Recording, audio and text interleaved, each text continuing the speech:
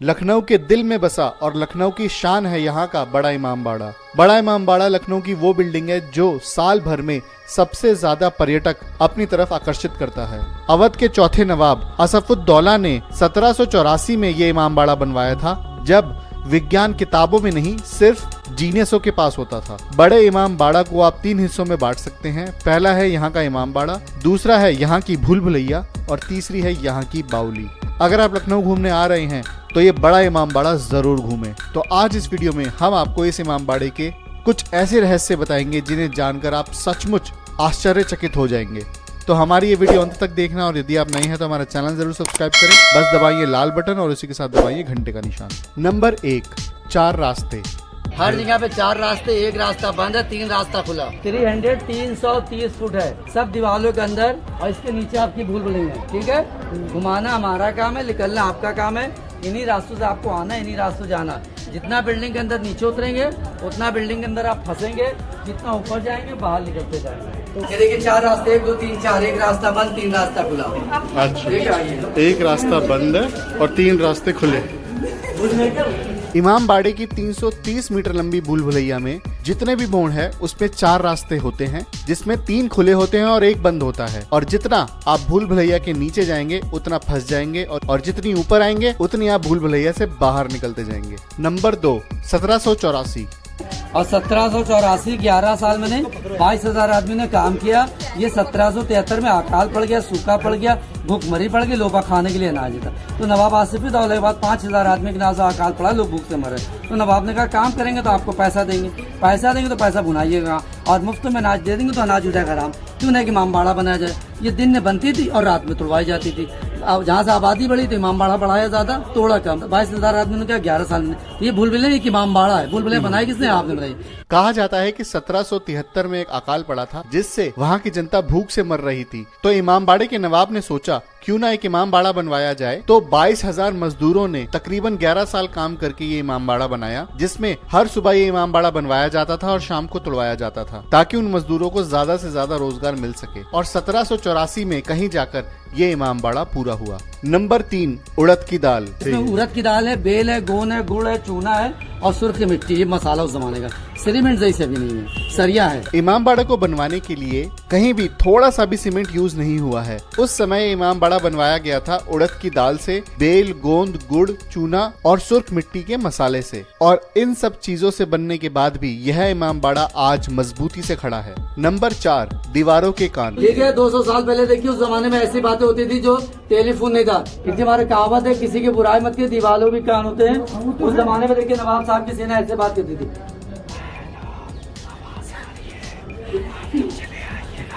सुनिए, तो दीवारों में कान लगाएंगे तो बात आपको नहीं समझ में आएगी। पूरी बिल्डिंग हवा के जरिए इको बना रहा है, बिल्डिंग बराबर से पूरी बिल्डिंग हवा के जरिए एयर कर रही है। इमाम बाड़े की दीवारें कुछ इस तरह से बनी हैं कि इमाम बाड़े में एक कोने से खड़े होकर कुछ बोला जाए तो दूसरे कोने तक सुनाई देता है। यह इसलिए क्योंकि इमाम बाड़े की दीवारें बीच में से हॉलो हैं, यानी खाली हैं, जिस वजह से यह पूरी बिल्डिंग आवाज का इको बना देती है। इसलिए बाड़े में एक तरफ खड़ा हुआ आदमी कुछ बोलता है तो दूसरी तरफ खड़े हुए आदमी को साफ सुनाई देता है। इसी टेक्निक का इस्तेमाल उस समय के सिपाही दुश्मनों से बचने के लिए करते थे और यहीं से एक कहावत बनी है कि दीवारों के भी कान होते हैं। नंबर 5, चोर दरवाजा। आइए भैया, 930 फुट दूरी है जो यहाँ से बैठ के नवाज साहब को सोल्जर देखते थे। बाहर तक देखेंगे, बाहर वाला आदमी आपको नहीं दिखाएंगे। हाँ, चोर दरवाजा, दुश्मन देख रहा रास्ता देखिए, बाहर से गेट दिख रहा है, कौन आ रहा है कौन जा रहा है, आप सबको देखेगा और आपको कोई नहीं देखेगा। ये ठीक है, आप लोग को लखनऊ के इमाम बाड़े में एक ऐसी खिड़की है जहाँ से इमाम बाड़े की मेन एंट्रेंस साफ दिखाई देती है। उस खिड़की पे खड़े होकर आप देख सकते हैं कि इमाम बाड़े के अंदर कौन आ रहा है और कौन जा रहा है, लेकिन एंट्रेंस से वो खिड़की बिल्कुल दिखाई नहीं देती। मेन एंट्रेंस पे खड़े होकर अगर आप वो खिड़की ढूंढेंगे तो आपको कुछ भी नजर नहीं आएगा, इसीलिए इस खिड़की का नाम है चोर दरवाजा। Number 6, darts. आज के जमाने में क्या पड़ा? ईटा। पहले के जमाने में मसाला। इसलिए हमारे देखिए बिल्डिंग खड़े देना बोल रही है, इसमें इतना मसाला है। ठीक है, और ये छत जो देख रहे हैं यहाँ से गुलाई है और इसके ऊपर छत पूरी प्लेन है। पूरी छत जो बनी है डार्ट पे बनी है। जितनी छत है डबल बनी है, एक डार्ट पर और एक स्ट्रेट बनी है। ये कितना रास्ता है मालूम है आपको? ये 2.5 है। इसके ऊपर मालूम है कितना रास्ता होगा? 7 फुटा। ये 2.5 है, ऊपर होगा 7। और ये देखिए इतना मसाला मिला। मसाला देख लीजिए कितना है, हाथ से छू के देखिए। अच्छा। ये देखिए ये इतना मसाला एक हाथ में आपके नहीं आ सकता है। इमामबाड़े की पूरी इमारत डार्ट्स पे खड़ी हुई है। इसका मतलब ये इमामबाड़े की नीचे की मंजिलें सिर्फ 2.5 फुट की हैं और ऊपर की मंजिलें 7 फुट की, जो कि अपने आप में ही एक बहुत ही विचित्र रचना है। एक पतली चीज के ऊपर मोटी चीज को टिकाना बहुत ही मुश्किल होता है और इमामबाड़े में ये मुमकिन हुआ है इसके मसाले की वजह से। नंबर 7, खुफिया गुफाएं। और भी यहाँ तो कुछ रास्ते ऐसे हैं, दिल्ली, आगरा, कलकत्ता, फैजाबाद के रास्ते जो 1857 से बंद कर दी, जिसमें 10,000 फौज अंग्रेज मारेगी, 5 नवाब की जब 1800 में गदर होती उन्हीं से सब लूट मार के जाए तो उसको बंद कर दी गए, वो रास्ते बंद कर दिए। ऐसे कितने रास्ते खुफिया बंद पड़े जो हाँ वो असली बुलबुलें उसी को करार दी है। ये एक इमामबाड़ा है। ठीक है जी। ये जो है ये तो बिल्डिंग आकार पर लोग रोजगार, ये बिल्डिंग का वेट को फॉलो बनाने के ऐसे इमामबाड़ा बना दिया गया है। लेकिन असलियत में यहाँ से नीचे से गुफाएं जा रही है रास्ते जा रही थी और वो बंद कर दिए वो गए। बंद कर दी गई। इमामबाड़े की असली भूलभुलैया यहाँ की पहले माले की भूलभुलैया नहीं बल्कि इमामबाड़े के नीचे से जाती हुई गुफाएं हैं, जो कि उस समय लखनऊ से सारे बड़े शहरों को जोड़ती थी। लेकिन आज के समय इन गुफाओं को बंद कर दिया गया है और वहाँ पे किसी भी पर्यटक का जाना नामुमकिन है। Number 8, city view. अब यहाँ पे आप खड़े हैं टॉप पर, पूरा सिटी का, पूरा नवाबों का शहर का नज़ारा दिख रहा है आपको। हाँ जी, हाँ जी, बिल्कुल पूरा एकदम पूरा फुल व्यू दिख रहा है। इधर गोमती नदी है, गोमती नदी देखिए, पक्का पुल है नया, इधर पक्का पुल है। ये मस्जिद है टीले वाली, ये नमाज के लिए आसिफी मस्जिद है। ठीक है। इधर आपका देखिए छोटा इमामबाड़ा है, क्लॉक टावर है, क्रिकेट का मैदान है, रामलीला ग्राउंड है।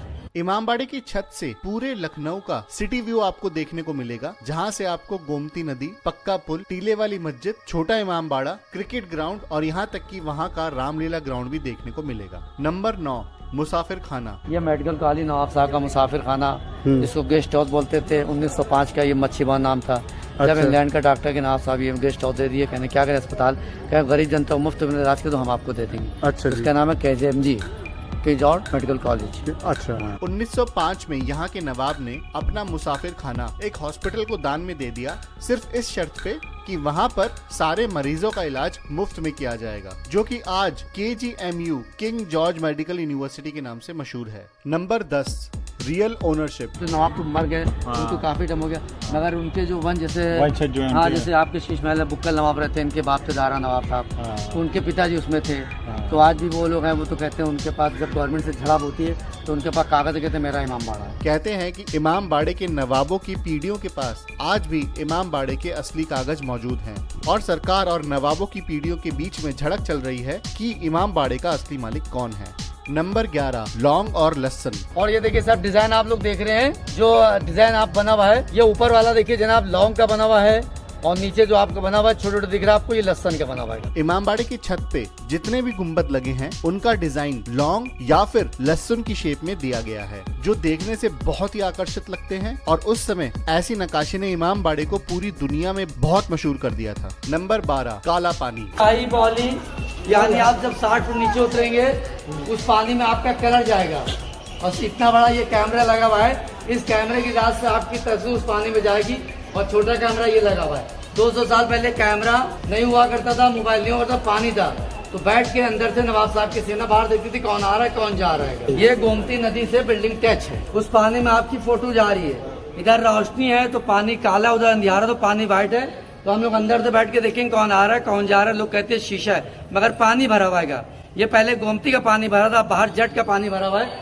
इसके पीछे कुआं अलग है, जो 7 स्टोरी बिल्डिंग है, 4 पानी के अंदर है, 3 पानी के ऊपर है, जो गोमती नदी से टच है। इमामबाड़े की बाउली का पानी उस समय बाहर से देखने में काला लगता था और अंदर से देखने में सफेद। इस पानी का इस्तेमाल उस समय के सिपाही शीशे की तरह करते थे, जिससे उन्हें यह पता चल जाता था कि बाउली में कौन घुस रहा है और उनकी तादाद कितनी है। और बाहर से देखने में यह पानी काला लगता था, जिस वजह से बाहर से अंदर के सिपाही नहीं दिख पाते थे। Number 13, spy camera. आपको देख रहा है वो, आप उसको देख पाइए। ये देखिए बाहर आदमी बैठा हुआ, देखिए बाहर गेट पे खड़ा हुआ है, उल्टा दिख रहा है, वो ऊपर है वो नीचे आप हैं, आप 60 फुट नीचे हैं और वो 40 फुट 60 फुट ऊपर है, आप 40 फुट नीचे हैं। देख लीजिए उस जमाने का सीसी कैमरा, कौन अपना कौन पराया, कौन दोस्त है कौन दुश्मन। जब कभी भी दुश्मन के सिपाही इमामबाड़े में घुस जाते थे तो इमामबाड़े के सिपाही इस बाउली का इस्तेमाल स्पाई कैमरा की तरह करते थे, जिससे उन्हें पता चल जाता था कि दुश्मन की तादाद कितनी है। और दूसरी तरफ दुश्मन को कोई अंदाजा नहीं होता था कि इमामबाड़े के सिपाही उन पे नजर रखे हुए हैं। Number 14, hidden treasure. तो 1857 को जब गदर हुआ,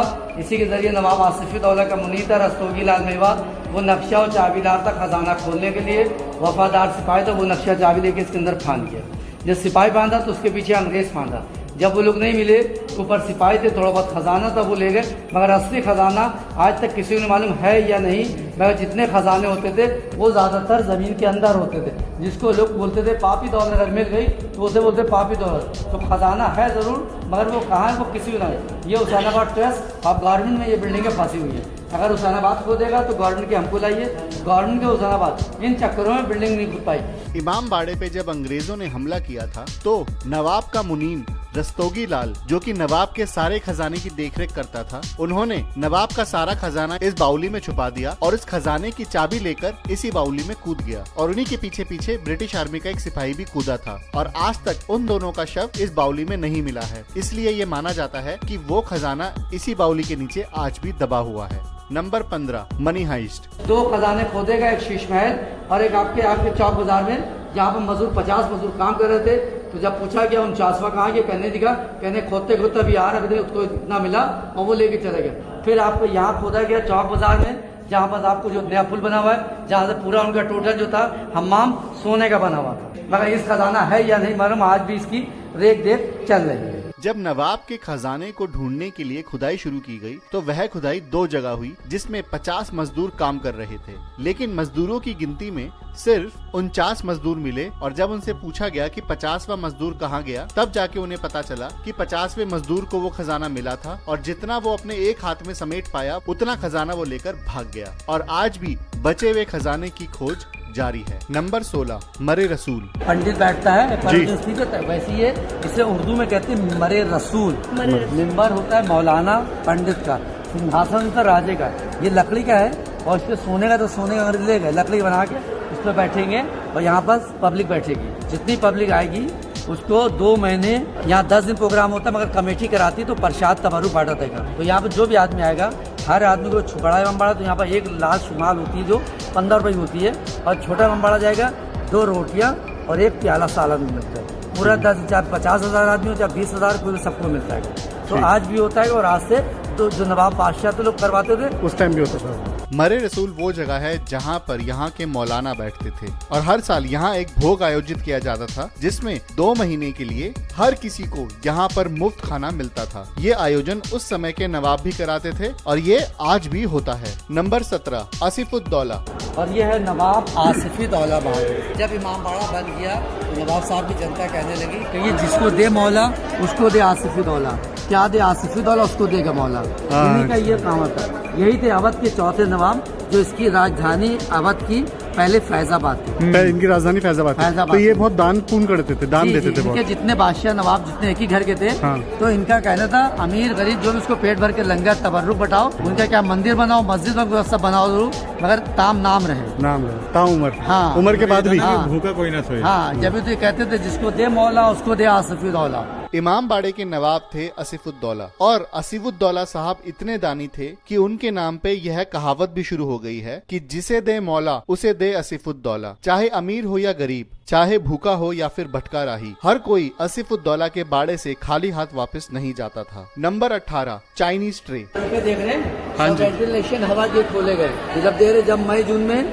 गर्मी होती थी तो लाइट तो थी नहीं, जब दरिया की लहरें चलती थी तो नीचे से गैस बन के बाहर निकलते, जैसे वाला आदमी एसी में बैठा हुआ है। तो चाइना वाला सब कंपनी की नकल निकालता है, हर चीज फाइबर की निकाल दी, मगर इसका नक्शा जो बनाया ईरान के इंजीनियर किफायतुल्लाह ईरानी आर्किटेक्ट, इसको बोलता है चीनी यानी चाइनीज प्लेट। देखिए ये नीचे डिजाइन बना हुआ है। जब हम लोग 84 से उतारे थे इसका ढक्कन रखा हुआ था। तो यह मुहर्रम के ड्रम यहाँ सब बेगमें बैठती थी, जो मुहर्रम के ड्रम सब काला पर्दा डल जाता था। बड़े इमाम बाड़े की कंस्ट्रक्शन कुछ इस तरीके से की गई है कि यहाँ पर बिना एयर कंडीशन होते हुए भी इमाम बाड़े की पूरी हवा बहुत ठंडी रहती है। इमाम बाड़े की सारी बेगमें इसी गुंबद के नीचे बैठा करती थी, चाहे बाहर कितनी भी गर्मी पड़ रही हो। और यह भी माना जाता है इस वेंटिलेशन सिस्टम की नकल आज तक कोई नहीं कर पाया है। नंबर 19, ईरानी ट्रे। एशिया की सब में बड़ी छत है, बिना पिलर और बिना सपोर्ट की, 163 लंबी है और 60 फुट ऊंची। इसको बोलता है ईरानी ट्रे। कोई पिलर कोई खंभा नहीं, एशिया की सब में बड़ी छत। बड़े इमाम बाड़े की मेन बाड़े की छत एशिया में सबसे बड़ी रूफ है, जो कि बिना पिलर और बिना सपोर्ट के खड़ी है। यह छत 163 फुट लंबी है और 60 फुट ऊंची है और जो ईरानी ट्रे के नाम से भी बहुत मशहूर है। नंबर 20, 99 नाम। अखरोट की लकड़ी है और ऊपर चंदनिया की लकड़ी की दरगाह बनी हुई है ये अल्लाह के नाम है, देखिए 99 जनाब, ये अल्लाह के नाम 99 है। बड़े इमाम बाड़े में एक जगह ऐसी भी है जहाँ पर आपको अल्लाह के 99 नाम पढ़ने को मिलेंगे। Number 21, duplicate crown. ये 2 कवर है, एक नवाब आसिफी दौला और एक उनकी बेगम है शमशुन्निसा। 22 साल हुकूमत के 49 साल इंतकाल हो गया था। ये डुप्लीकेट ताज रखा हुआ क्राउन और ताज लंदन के म्यूजियम में रखा हुआ है। 1748 में उनका जन्म होता और 1775 1797 22 साल हुकूमत की थी। नवाब आसिफुद्दौला और उनकी बेगम की कब्र आज भी बड़े इमामबाड़े में मौजूद है और आसिफुद्दौला का डुप्लीकेट ताज उनकी कब्र के पास रखा है और आसिफुद्दौला का असली ताज आज भी लंदन के द टावर ब्रिज म्यूजियम में रखा है। नंबर 22, खरबूजा हॉल। ये तीसरा हॉल है। हाँ, पहला चाइनीज प्लेट, दूसरा आपका ईरानी ट्रे, तीसरा इंडियन यानी खरबूजा हॉल है। खरबूजा हॉल। हमारे खरबूजे के आकार का डिजाइन है तो खरबूजा है, ऊपर बड़ा खरबूजा नीचे छोटा खरबूजा है। ये 2 हॉल जो आपको दिखाए हैं लेडीजों के लिए, बीच के जेंट्स के लिए। देखिए इधर देख रहे हैं आप, इसी के अंदर आपकी सब बुलबुलियां थी। सर देखिए जनाब, बड़े इमामबाड़े में 3 हॉल हैं। पहला था यहाँ की चाइनीज ट्रे जहाँ का वेंटिलेशन सिस्टम बहुत अच्छा था। दूसरा था ईरानी ट्रे जो कि एशिया की सबसे बड़ी नॉन पिलर रूफ है और तीसरा है ये खरबूजा हॉल जो कि नवाबों की बेगमों के लिए बनाया गया था और यही तीनों हॉल बड़े इमामबाड़े की शान है। तो यह थे बड़े इमामबाड़े के 22 रहस्य। हमें आशा है आपको ये वीडियो पसंद आई है। अगर पसंद आई है तो लाइक का बटन जरूर दबाएं और यदि आप नए हैं तो हमारा चैनल जरूर सब्सक्राइब